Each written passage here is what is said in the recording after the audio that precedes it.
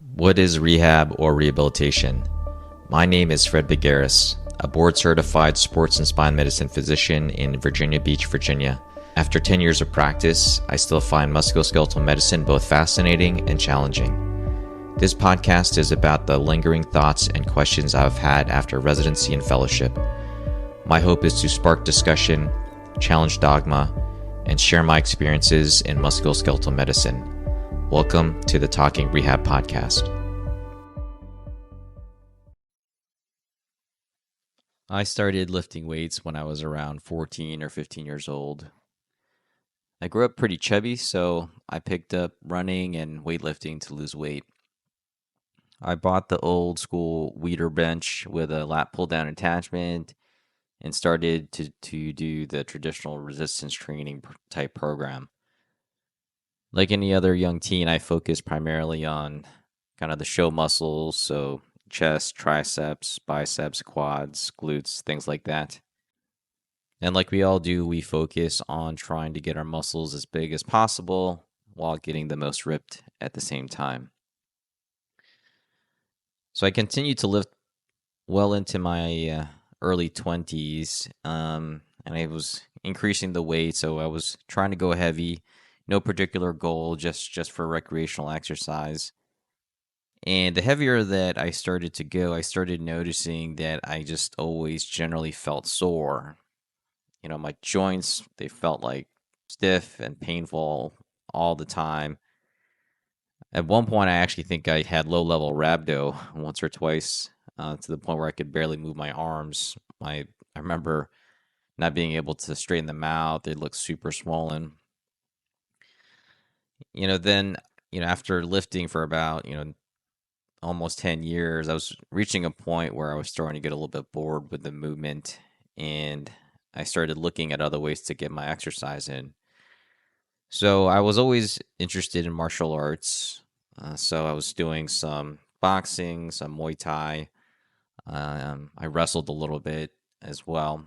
I started focusing on the martial arts, but what I noticed, the result of the lifting, I was really, really tight a lot, pretty much all the time, and I didn't really feel very mobile, which is obviously important in any martial art.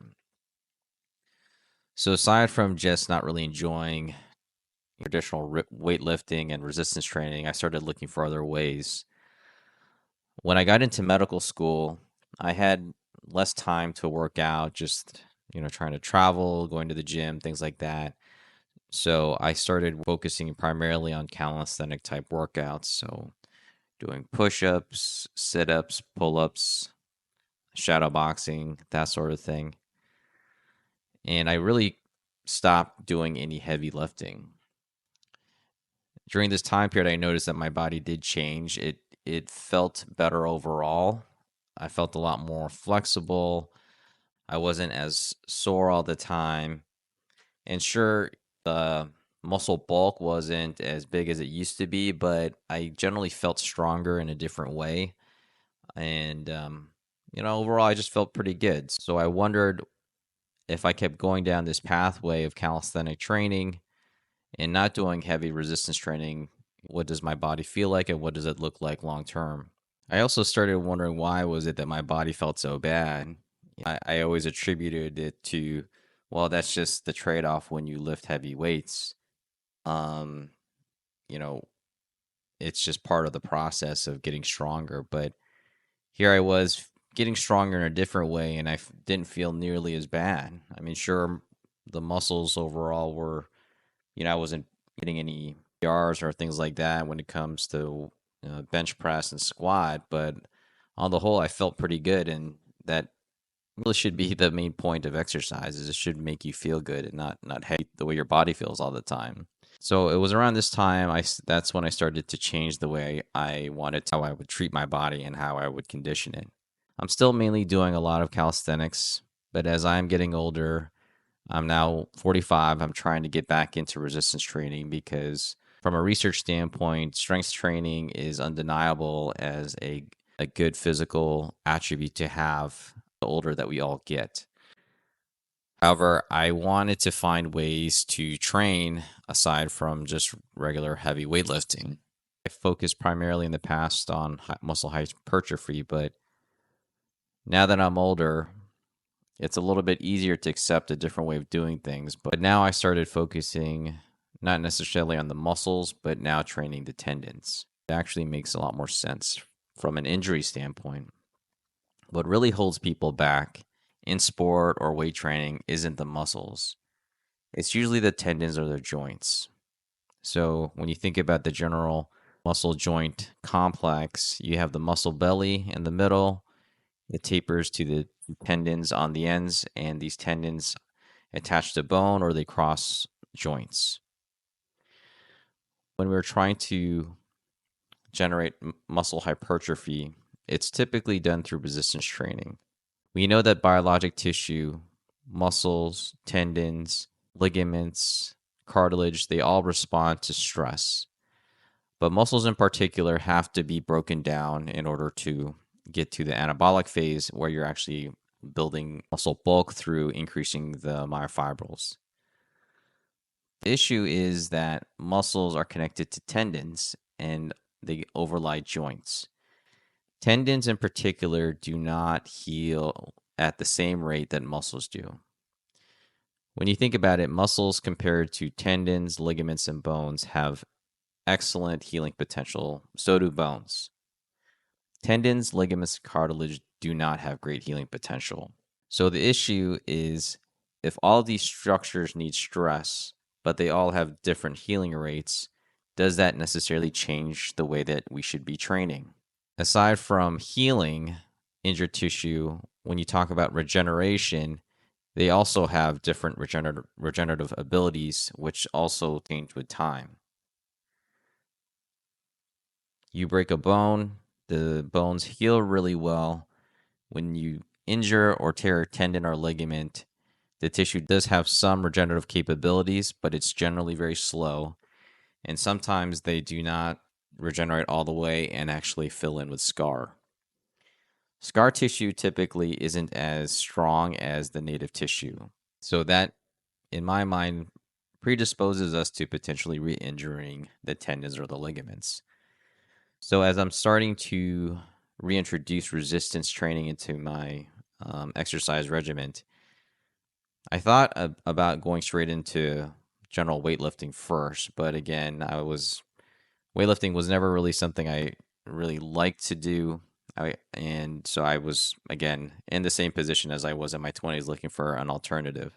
I really enjoyed calisthenic training, and it's the one type of exercise that I've maintained over the past 20 years. So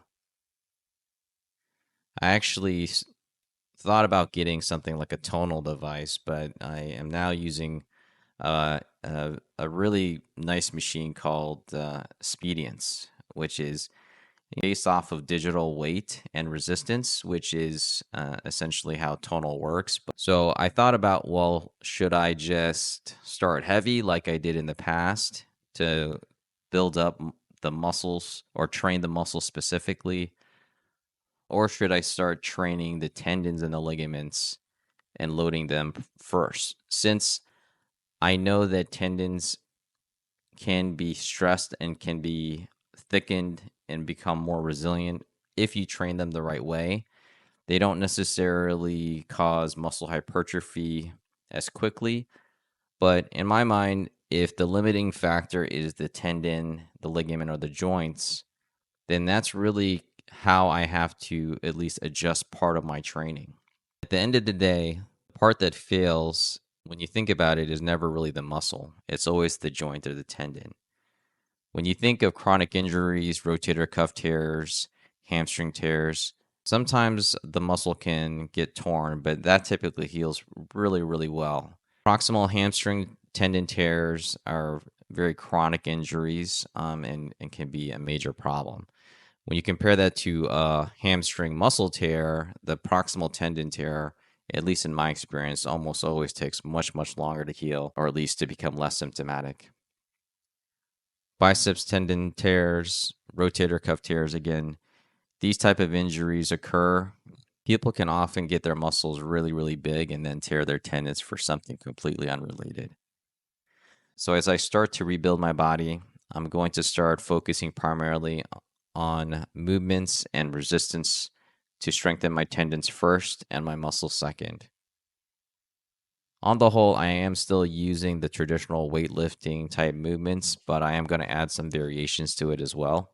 The primary principle that I use is that using really heavy resistance with less range of motion and less repetition tends to be something that tendons tolerate really well.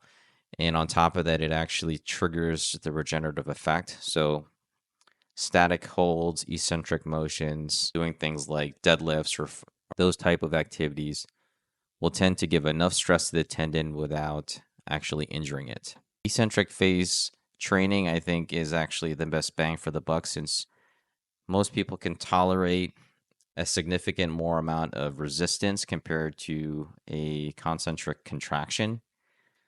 So that will give both muscle hypertrophy in addition to stressing the tendon without having to do high volume repetitions and going to failure.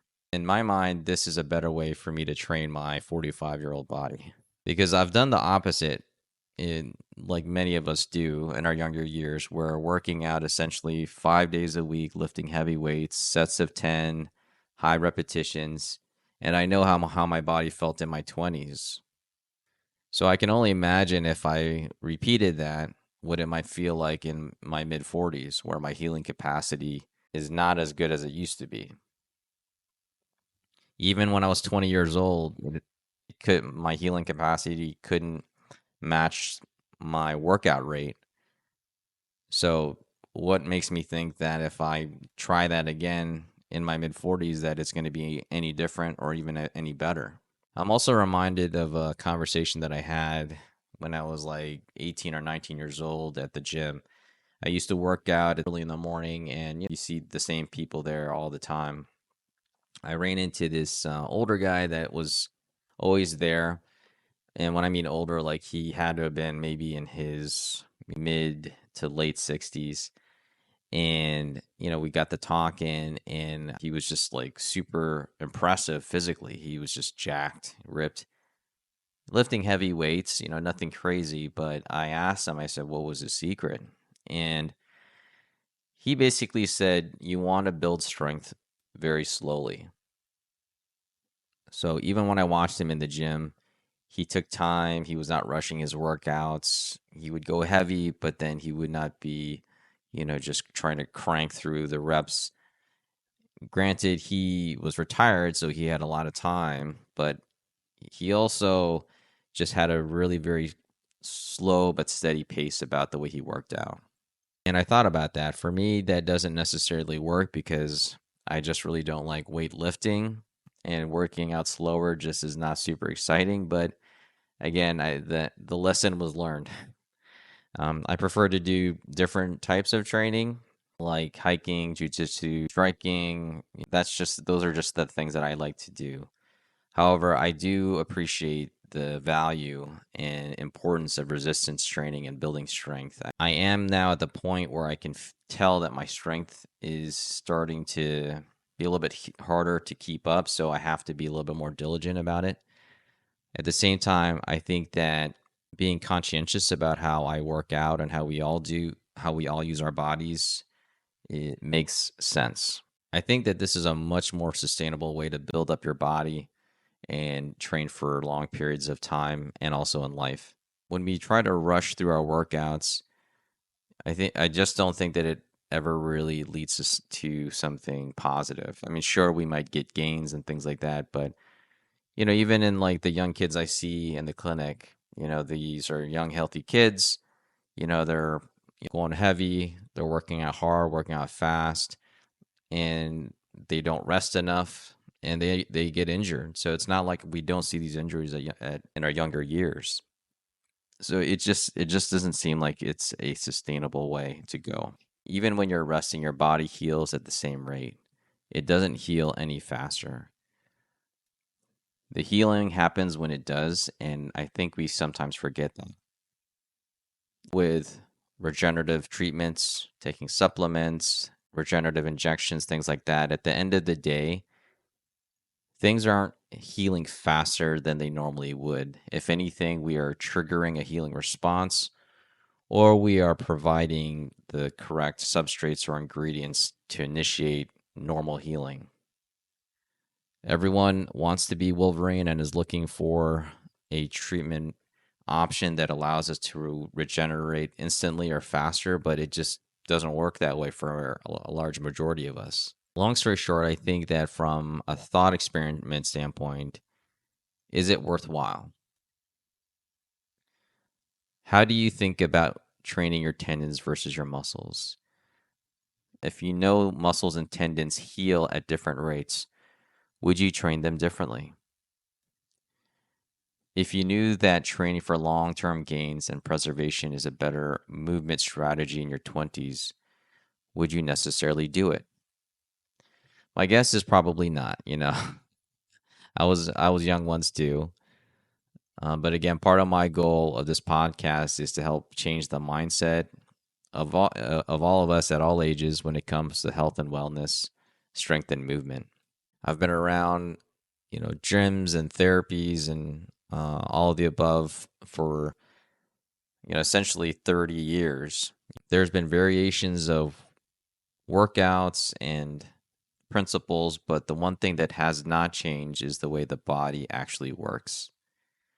I think we've given muscle training a lot of thought. We've practiced it as a society, but could you imagine if our society got behind learning how to train their tendons before they get injured? The only time we really get behind tendon training is after we've injured it. No one's really interested in tendons until they don't work, right? Anyhow, just something to think about as you go through your workouts moving forward. I hope you enjoyed this episode. Take care.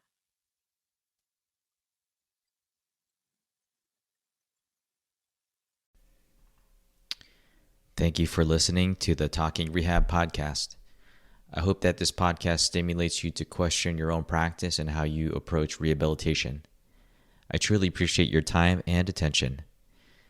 If you enjoyed listening, make sure to like and subscribe to the podcast. I wish you a movement-filled day. Take care.